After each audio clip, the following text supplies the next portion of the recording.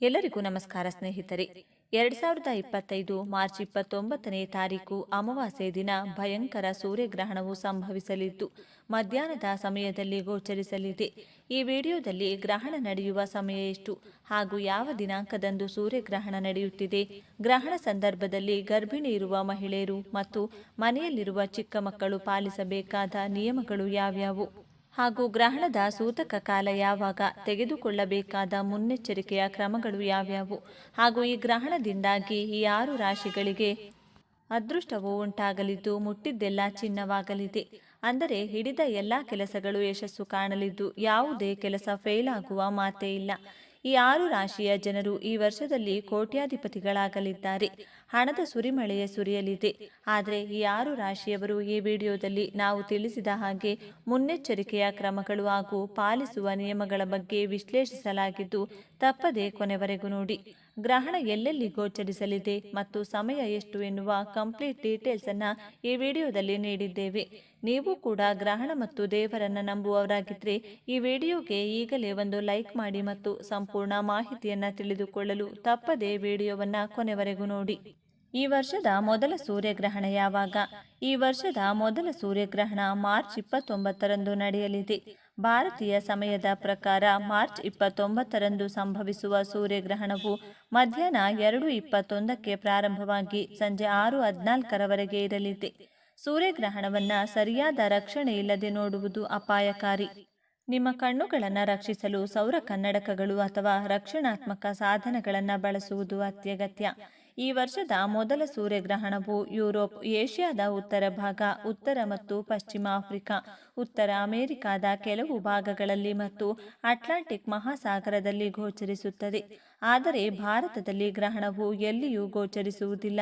ಹೀಗಾಗಿ ಭಾರತದಲ್ಲಿ ಸೂತಕವಿರುವುದಿಲ್ಲ ಎಂದು ಜ್ಯೋತಿಷ್ಯ ಶಾಸ್ತ್ರ ಹೇಳುತ್ತಿದೆ. 2025ರ ಮೊದಲನೇ ಸೂರ್ಯಗ್ರಹಣದ ದಿನದಂದು ನೀವು ಈ ಕೆಲಸಗಳನ್ನು ಮಾಡಬೇಡಿ. ಸೂರ್ಯಗ್ರಹಣದ ಸಮಯದಲ್ಲಿ ಕೋಪಗೊಳ್ಳಬೇಡಿ. ಈ ದಿನ ಕೋಪಗೊಳ್ಳುವುದರಿಂದ ಮುಂದಿನ 15 ದಿನಗಳು ನಿಮಗೆ ಅಪಾಯವು ಎದುರಾಗುವುದು. ಸೂರ್ಯಗ್ರಹಣದ ಸಮಯದಲ್ಲಿ ಆಹಾರವನ್ನು ಸೇವಿಸಬೇಡಿ. ಇದಲ್ಲದೆ ಪೂಜೆ ಮಾಡುವುದನ್ನು ಸಹ ನಿಷೇಧಿಸಲಾಗಿದೆ. ಸೂರ್ಯಗ್ರಹಣದ ಸಮಯದಲ್ಲಿ ಯಾವುದೇ ನಿರ್ಜನ ಸ್ಥಳ ಅಥವಾ ಸ್ಮಶಾನಕ್ಕೆ ಹೋಗಬಾರದು.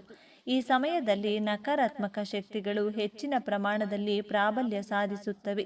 ಸೂರ್ಯಗ್ರಹಣದ ಸಮಯದಲ್ಲಿ ಯಾವುದೇ ಹೊಸ ಕೆಲಸವನ್ನ ಪ್ರಾರಂಭಿಸಬಾರದು. ಯಾಕೆಂದ್ರೆ ಗ್ರಹಣದ ಸಮಯದಲ್ಲಿ ನಕಾರಾತ್ಮಕ ಶಕ್ತಿಯು ಮೇಲುಗೈ ಸಾಧಿಸುತ್ತದೆ. ಗ್ರಹಣದ ಸಮಯದಲ್ಲಿ ಗಂಡ ಹೆಂಡತಿ ದೈಹಿಕ ಸಂಬಂಧವನ್ನ ಹೊಂದಬಾರದು. ಹೀಗೆ ಮಾಡುವುದರಿಂದ ನಿಮ್ಮ ಮನೆಯ ಶಾಂತಿ ಮತ್ತು ಸಂತೋಷ ಹಾಳಾಗಬಹುದು. 2025ರ ಮೊದಲನೇ ಸೂರ್ಯಗ್ರಹಣದ ದಿನದಂದು ನೀವು ಈ ಕೆಲಸಗಳನ್ನು ಮಾಡಬಹುದು. ಸೂರ್ಯಗ್ರಹಣದ ಸಮಯದಲ್ಲಿ ಒಬ್ಬರು ದೇವರ ಮಂತ್ರಗಳನ್ನು ಪಠಿಸುವುದು ತುಂಬಾನೇ ಒಳ್ಳೆಯದು. ಇದು 10 ಪಟ್ಟು ಹೆಚ್ಚು ಶುಭ ಫಲಗಳನ್ನು ನೀಡುತ್ತದೆ ಎನ್ನುವ ನಂಬಿಕೆ ಇದೆ. ಸೂರ್ಯಗ್ರಹಣದ ನಂತರ ಶುದ್ಧ ನೀರಿನಿಂದ ಸ್ನಾನ ಮಾಡಿ ಬಡವರಿಗೆ ನಿಮ್ಮ ಕೈಲಾದಷ್ಟು ದಾನವನ್ನ ಮಾಡಬೇಕು. ಸೂರ್ಯಗ್ರಹಣದ ನಂತರ ಇಡೀ ಮನೆಯನ್ನ ಶುದ್ಧೀಕರಿಸಬೇಕು. ಹೀಗೆ ಮಾಡುವುದರಿಂದ ಮನೆಯಲ್ಲಿರುವ ಎಲ್ಲ ನಕಾರಾತ್ಮಕ ಶಕ್ತಿಗಳು ದೂರವಾಗುತ್ತವೆ. ಗ್ರಹಣದ ಸಮಯದಲ್ಲಿ ಹಸುಗಳಿಗೆ ಹುಲ್ಲು, ಪಕ್ಷಿಗಳಿಗೆ ಆಹಾರ ಮತ್ತು ನಿರ್ಗತಿಕರಿಗೆ ಬಟ್ಟೆಗಳನ್ನು ದಾನ ಮಾಡುವುದರಿಂದ ಅನೇಕ ಪಟ್ಟು ಹೆಚ್ಚಿನ ಪುಣ್ಯ ಸಿಗುತ್ತದೆ ಎನ್ನುವ ನಂಬಿಕೆ ಇದೆ. ವೃಷಭ ರಾಶಿ. ಈ ಸೂರ್ಯಗ್ರಹಣವು ಈ ರಾಶಿಯ ಜನರಿಗೆ ತ್ರಿಗ್ರಾಹಿ ಯೋಗವು ಪ್ರಯೋಜನಕಾರಿಯಾಗಬಹುದು. ವೃಷಭ ರಾಶಿಯ 11ನೇ ಮನೆಯಲ್ಲಿ ತ್ರಿಗ್ರಾಹಿ ಯೋಗವು ರೂಪುಗೊಳ್ಳುತ್ತಿದೆ. ಅಂತಹ ಪರಿಸ್ಥಿತಿಯಲ್ಲಿ ಈ ರಾಶಿಯ ಜನರ ಬಹುದಿನಗಳಿಂದ ಬಾಕಿ ಇರುವ ಅನೇಕ ಆಸೆಗಳನ್ನು ಈಡೇರಿಸಬಹುದು. ಕುಟುಂಬ ಸದಸ್ಯರೊಂದಿಗಿನ ನಿರಂತರ ವಿವಾದವು ಕೊನೆಗೊಳ್ಳುತ್ತದೆ ಮತ್ತು ಆರೋಗ್ಯವು ಉತ್ತಮವಾಗಿರುತ್ತದೆ. ಸಮಾಜದಲ್ಲಿ ಗೌರವ ಹೆಚ್ಚಾಗುತ್ತದೆ. ಇದರೊಂದಿಗೆ ನೀವು ಉದ್ಯೋಗ ಮತ್ತು ವ್ಯವಹಾರದಲ್ಲಿ ಸಾಕಷ್ಟು ಪ್ರಯೋಜನಗಳನ್ನು ಪಡೆಯಬಹುದು. ಬಡ್ತಿಯ ಜೊತೆಗೆ ಸಂಬಳ ಹೆಚ್ಚಾಗುವ ಸಾಧ್ಯತೆಗಳಿವೆ. ಆರ್ಥಿಕ ಪರಿಸ್ಥಿತಿ ಉತ್ತಮವಾಗಿರಲಿದೆ. ಅದೃಷ್ಟ ನಿಮ್ಮ ಕಡೆ ಇದ್ರೆ ಆದಾಯದ ಹಲವು ಮಾರ್ಗಗಳು ತೆರೆದುಕೊಳ್ಳಬಹುದು. ಇದರೊಂದಿಗೆ ನೀವು ಸಂಪತ್ತನ್ನ ಸಂಗ್ರಹಿಸುವಲ್ಲಿಯೂ ಯಶಸ್ವಿಯಾಗಬಹುದು. ನಿಮ್ಮ ಸಂಗಾತಿಯೊಂದಿಗೆ ನೀವು ಉತ್ತಮ ಸಮಯವನ್ನ ಕಳೆಯುತ್ತೀರಿ. ಕುಂಭರಾಶಿ. ಈ ಸೂರ್ಯಗ್ರಹಣವು ಈ ರಾಶಿಯ 2ನೇ ಮನೆಯಲ್ಲಿ ತ್ರಿಗ್ರಾಹಿ ಯೋಗವು ರೂಪುಗೊಳ್ಳುತ್ತಿದೆ. ಅಂತಹ ಪರಿಸ್ಥಿತಿಯಲ್ಲಿ ಈ ರಾಶಿಯ ಜನರ ಜೀವನದಲ್ಲಿ ಅನೇಕ ಸಂತೋಷದ ಕ್ಷಣಗಳು ಬರಬಹುದು. ಶನಿಯು ಮೀನ ರಾಶಿಯಲ್ಲಿರುವುದರಿಂದ ಈ ರಾಶಿ ಚಕ್ರದ ಜನರ ಜಾತಕದಲ್ಲಿ ಶನಿಯ ಸಾಡೆಸಾತಿಯ ಕೊನೆಯ ಹಂತವು ನಡೆಯುತ್ತದೆ. ಅಂತಹ ಪರಿಸ್ಥಿತಿಯಲ್ಲಿ ನಿಮ್ಮ ಜೀವನವು ಕ್ರಮೇಣ ಮತ್ತೆ ಹಳಿಗೆ ಬರಬಹುದು. ಇದರೊಂದಿಗೆ ಶುಕ್ರನ ಕೃಪೆಯಿಂದ ನಿಮ್ಮ ಜೀವನದಲ್ಲಿನ ಆರ್ಥಿಕ ಬಿಕ್ಕಟ್ಟು ಕೊನೆಗೊಳ್ಳಬಹುದು. ಸಾಮಾಜಿಕ ಚಟುವಟಿಕೆಗಳಲ್ಲಿ ಸಕ್ರಿಯವಾಗಿ ಭಾಗವಹಿಸುವಿರಿ. ಇದರೊಂದಿಗೆ ನಿಮ್ಮ ಕಾರ್ಯ ಸಾಮರ್ಥ್ಯದಿಂದ ನೀವು ಅನೇಕ ಕ್ಷೇತ್ರಗಳಲ್ಲಿ ಯಶಸ್ಸನ್ನು ಪಡೆಯಬಹುದು. ನೀವು ನಿಮ್ಮನ್ನು ಆತ್ಮಾವಲೋಕನ ಮಾಡಿಕೊಳ್ಳುವಿರಿ ಮತ್ತು ಹೀಗೆ ನೀವು ನಿಮ್ಮಲ್ಲಿ ವಿವಿಧ ಬದಲಾವಣೆಗಳನ್ನು ಮಾಡಿಕೊಳ್ಳಬಹುದು. ಇದು ನಿಮಗೆ ಒಳ್ಳೆಯದನ್ನುಂಟು ಮಾಡಬಹುದು. ನಾಯಕತ್ವ ಕೌಶಲ್ಯಗಳಲ್ಲಿ ತ್ವರಿತ ಏರಿಕೆ ಕಂಡುಬರಲಿದ್ದು, ಇದು ಉದ್ಯೋಗ ಮತ್ತು ವ್ಯವಹಾರದಲ್ಲಿ ಭಾರಿ ಪ್ರಯೋಜನಗಳನ್ನು ತರಬಹುದು. ಮಿಥುನ ರಾಶಿ. ಈ ಸೂರ್ಯಗ್ರಹಣವು ಈ ರಾಶಿಯ ಜನರಿಗೆ ತ್ರಿಗ್ರಾಹಿ ಯೋಗವು ಅನುಕೂಲಕರವೆಂದು ಸಾಬೀತುಪಡಿಸಬಹುದು. ಈ ಯೋಗವು ಈ ರಾಶಿ ಚಕ್ರದ 10ನೇ ಮನೆಯಲ್ಲಿ ರೂಪುಗೊಳ್ಳುತ್ತಿದೆ. ಅಂತಹ ಪರಿಸ್ಥಿತಿಯಲ್ಲಿ ಈ ರಾಶಿ ಚಕ್ರ ಚಿಹ್ನೆಯ ಜನರು ಬಹಳಷ್ಟು ಪ್ರಯೋಜನಗಳನ್ನು ಪಡೆಯಬಹುದು. ಶನಿದೇವ ಈ ಮನೆಯಲ್ಲಿ ನೆಲೆಸುವುದರಿಂದ ವೃತ್ತಿ ಜೀವನದಲ್ಲಿ ಜ್ಞಾನ ಮತ್ತು ಶಿಸ್ತನ್ನು ಸಂಯೋಜಿಸಲು ಸಹಾಯ ಮಾಡುತ್ತದೆ. ಇದರಿಂದಾಗಿ ನೀವು ಪ್ರತಿಯೊಂದು ಕ್ಷೇತ್ರದಲ್ಲೂ ಅಪಾರ ಯಶಸ್ಸನ್ನು ಸಾಧಿಸಬಹುದು. ಕೆಲಸದ ಸ್ಥಳದಲ್ಲಿ ನೀವು ಮಾಡುವ ಕೆಲಸವನ್ನು ಬಹಳವಾಗಿ ಪ್ರಶಂಸಿಸಬಹುದು. ಇದರಿಂದ ಜೀವನದಲ್ಲಿ ಎದುರಾಗುವ ಅನೇಕ ಸಮಸ್ಯೆಗಳನ್ನು ಪರಿಹರಿಸಬಹುದು. ವ್ಯವಹಾರದ ಬಗ್ಗೆ ಹೇಳೋದಾದರೆ, ನೀವು ಪೂರ್ವಜರ ಆಸ್ತಿಯನ್ನು ವಿಸ್ತರಿಸಲು ಹೂಡಿಕೆ ಮಾಡಬಹುದು. ಇದರಿಂದ ನೀವು ಸಾಕಷ್ಟು ಪ್ರಯೋಜನ ಪಡೆಯಬಹುದು. ಪಾಲುದಾರಿಕೆಯಲ್ಲಿ ಮಾಡಿದ ವ್ಯವಹಾರದಲ್ಲಿಯೂ ನೀವು ಲಾಭ ಪಡೆಯಬಹುದು. ದೈಹಿಕ ಮತ್ತು ಮಾನಸಿಕ ಒತ್ತಡವನ್ನು ಗಣನೀಯವಾಗಿ ಕಡಿಮೆ ಮಾಡಬಹುದು. ಮೇಷರಾಶಿ. ಈ ಸೂರ್ಯಗ್ರಹಣವು ಮೇಷರಾಶಿ ಚಕ್ರದ ಜನರಿಗೆ ಶುಕ್ರನ ನೇರ ಚಲನೆಯು ಪ್ರಯೋಜನಕಾರಿಯಾಗಬಹುದು. ಈ ರಾಶಿಯ 12ನೇ ಮನೆಯಲ್ಲಿ ಶುಕ್ರನು ನೇರವಾಗುತ್ತಾನೆ.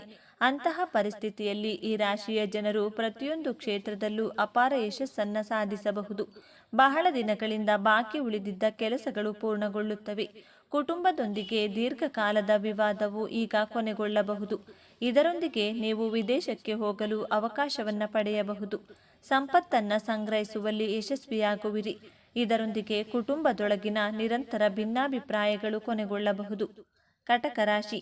ಈ ಸೂರ್ಯಗ್ರಹಣವು ಕಟಕ ರಾಶಿಯ 4ನೇ ಮನೆ ಮತ್ತು ಲಾಭ ಮನೆಯ ಅಧಿಪತಿ ಸಂಪತ್ತಿನ ದಾತ ಶುಕ್ರನು ಭಾಗ್ಯದ ಮನೆಯಲ್ಲಿ ನೇರವಾಗಿ ಚಲಿಸಲಿದ್ದಾನೆ.